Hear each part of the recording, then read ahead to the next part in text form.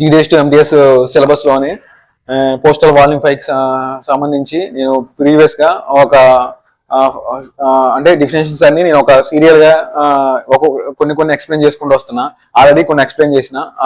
అవి ఏంటిదంటే post master general rule number 1 post master general, rule number 2 వచ్చేసి railway mail service RMS, and rule number 3 delete చేశారు. Rule number 4 వచ్చేసి superintendent, rule number 5 వచ్చేసి head office. దీంట్లోనే 3 ఉంటాయని చెప్పిన. 5A వచ్చేసి వీసా స్టేషన్స్, 5B వచ్చేసి extended satellite money orders, 5C వచ్చేసి hybrid mail services, 6th rule వచ్చేసి జనరల్ పోస్ట్ ఆఫీసు. వీటన్నిటి గురించి ఎక్స్ప్లెయిన్ చేసిన. సో ఇప్పుడు ఈ వీడియోలో వచ్చేసి 7th రూల్ వచ్చేసి sub office and 8th rule వచ్చేసి బ్రాంచ్ ఆఫీస్ గురించి ఎక్స్ప్లెయిన్ చేస్తున్నా. కుదిరితే ఈ 9th రూల్ వచ్చేసి ట్రాన్సిట్ ఆఫీస్ కూడా ఎక్స్ప్లెయిన్ చేస్తా ఈ వీడియోలో. సో సో నేనేం చెప్పానంటే మీరు ఇవన్నీ ఒక నోట్బుక్ లో రాసుకోండి, చెప్పినట్టు రాసుకున్నామని చెప్పిన. ఎందుకంటే రివిజన్ చేసుకోవడానికి యూజ్ అవుతుంది అనుకుంటున్నా. మళ్ళీ చెప్తున్నా, నేను చెప్పిన డొక్యుమెంట్స్ అన్ని ఒక నోట్బుక్ లో రాసుకోండి.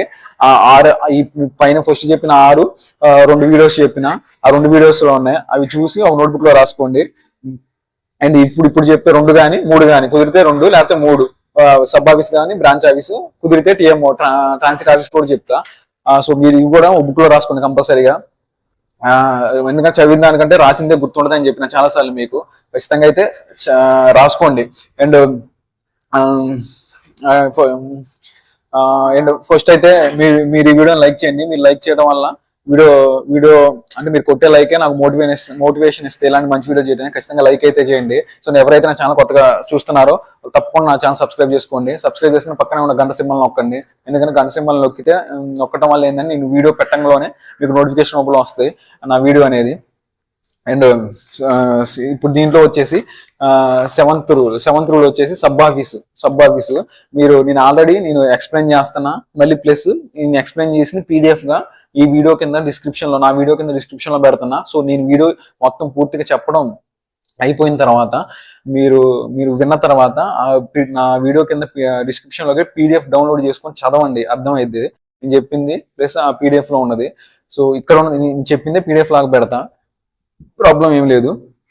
అండ్ ఈ వీడియో అయితే మిస్ అవ్వకుండా చివరి వరకు చూడండి. సో రూల్ నెంబర్ 7 వచ్చేసి సబ్ ఆఫీస్ గురించి చాలా చెప్పిన.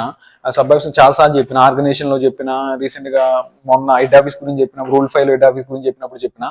సో మళ్ళీ వచ్చింది కాబట్టి రూల్ నెంబర్ 7 లో వచ్చింది కాబట్టి సో దీని గురించి మళ్ళీ ఎక్స్ప్లెయిన్ చేస్తా. సబ్ ఆఫీస్ అంటే ఏం లేదు. నార్మల్ గా సబ్ ఆఫీస్ అంటే ఇప్పుడు కొన్ని BOs ఉన్నాయి. కొన్ని BOs అంటే సపోజ్ ఇప్పుడు BO అంటే బ్రాంచ్ ఆఫీసు. సరే, సబ్ ఆఫీస్ కంటే ముందు బ్రాంచ్ ఆఫీస్ గురించి ఎక్స్ప్లెయిన్ చేస్తా, మీకు క్లియర్గా అర్థమైంది. ఇప్పుడు రూల్ నెంబర్ సబ్ ఆఫీస్ కాబట్టి rule number 7 branch office. So first branch office గురించి చెప్పి తర్వాత నేను సబ్ ఆఫీస్ గురించి చెప్తా, మీకు క్లారిటీ ఉంటుంది. సో ఫస్ట్ బ్రాంచ్ ఆఫీస్ అంటే ఏం లేదు, మన విలేజ్ లో ఒక పోస్ట్ ఆఫీస్ ఉంటుంది. విలేజ్ లో తక్కువ చిన్న పోస్ట్ ఆఫీస్ ఉంటుంది, దాన్ని బ్రాంచ్ ఆఫీస్ అంటారు. సో ఆ బ్రాంచ్ ఆఫీస్ కి హెడ్ ఎవరు ఉంటారంటే బ్రాంచ్ పోస్ట్ మాస్టర్ ఉంటారు. నార్మల్ గా బ్రాంచ్ ఆఫీస్ లో ఏం జరుగుతుంది, వర్క్ ఏం జరిగింది, RD డిపాజిట్లు, SSA డిపాజిట్లు, ఇన్సూరెన్స్ కి సంబంధించి, మెయిల్స్ కి సంబంధించి ఇవి ట్రాన్సాక్షన్ జరుగుతూ ఉంటాయి. ఏంటిది మామూలుగా బ్రాంచ్ పోస్ట్ ఆఫీస్ లో. సో దాన్ని ఎవరు చేస్తారంటే ఎవరి కంట్రోల్లో జరిగిద్ది అంటే బ్రాంచ్ పోస్ట్ మాస్టర్ కంట్రోల్లో జరిగిద్ది. ఏ ట్రాన్సాక్షన్ జరిగినా సో ఆయనే రెస్పాన్సిబిలిటీ.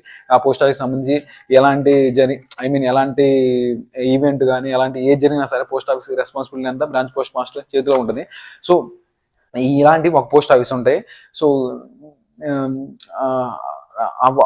వాళ్ళు ఏంటిదంటే వీళ్ళు ఎవరి కింద పని చేస్తారంటే సబ్ ఆఫీస్ కింద, అంటే సబ్ పోస్ట్ ఆఫీస్ కింద పని చేస్తారు. అంటే బ్రాంచ్ పోస్ట్ ఆఫీస్ లో జరిగే వర్క్ అంతా ఎవరు మానిటర్ చేస్తారంటే సబ్ పోస్ట్ మాస్టర్ గారు మానిటర్ చేస్తారు సబ్ పోస్ట్ ఆఫీస్ లో.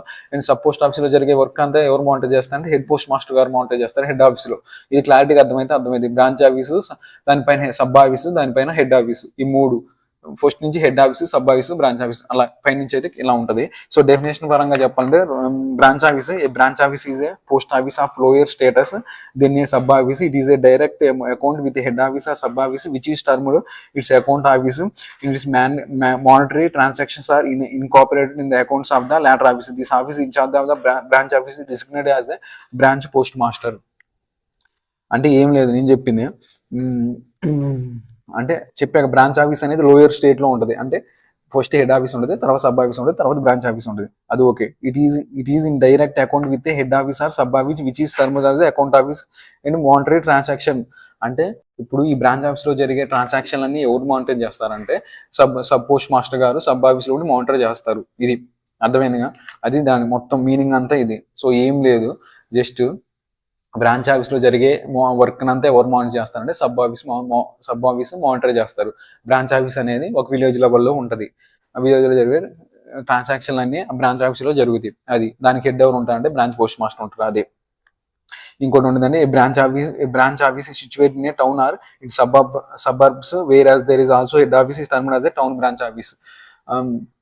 అంటే ఏం లేదు, అంటే ఒక బ్రాంచ్ ఆఫీస్ అనేది టౌన్ లో కానీ సబర్బ్స్ అంటే అర్బన్ లెవెల్లో కానీ హెడ్ ఆఫీస్ హెడ్ ఆఫీస్ ఉంది, ఇలా బ్రాంచ్ ఆఫీస్ ఉంటే దాన్ని ఏమంటారంటే టౌన్ బ్రాంచ్ ఆఫీస్ అంటారు. ఇక్కడ క్లియర్ అయిపోయింది.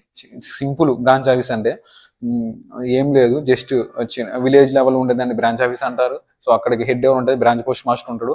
సో ఇక్కడ బ్రాంచ్ పోస్ట్ మాస్టర్ గారు చేసే ట్రాన్సాక్షన్ అంటే వర్క్ అంతా ఎవరు మానిటర్ చేస్తారంటే సబ్ పోస్ట్ మాస్టర్ గారు సబ్ ఆఫీస్ లో మానిటర్ చేస్తారు. ఇది రూల్ నెంబర్ 8. ఇప్పుడు రూల్ నెంబర్ 7 సబ్ ఆఫీస్ గురించి చెప్తా. సో బ్రాంచ్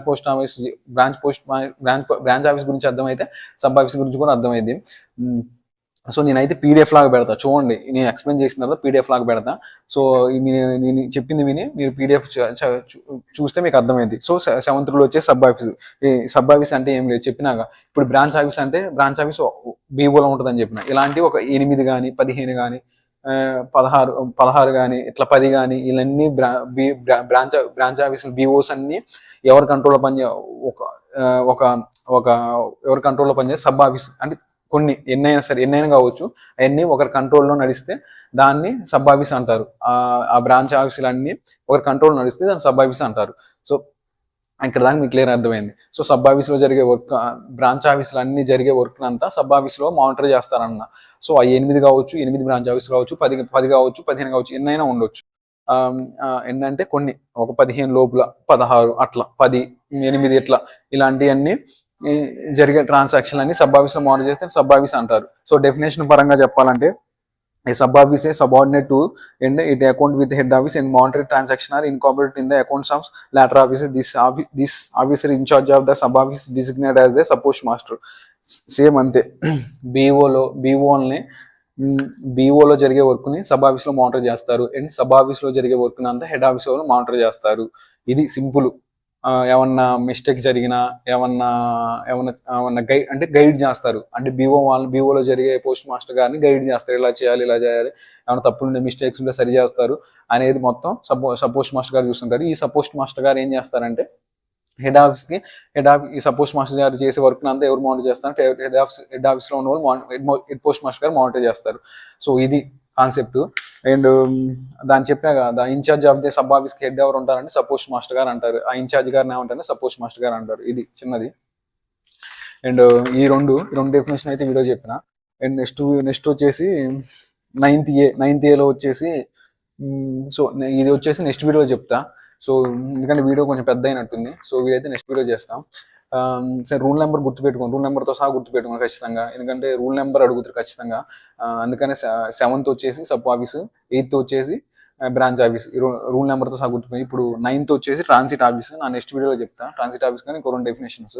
సో వీడియో మీ ఫ్రెండ్స్ ఎవరికైనా యూజ్ అయితే ఖచ్చితంగా షేర్ చేయండి. అండ్ నేను పీడిఎఫ్ అయితే పెడతా, చూడండి. And thanks for watching my video.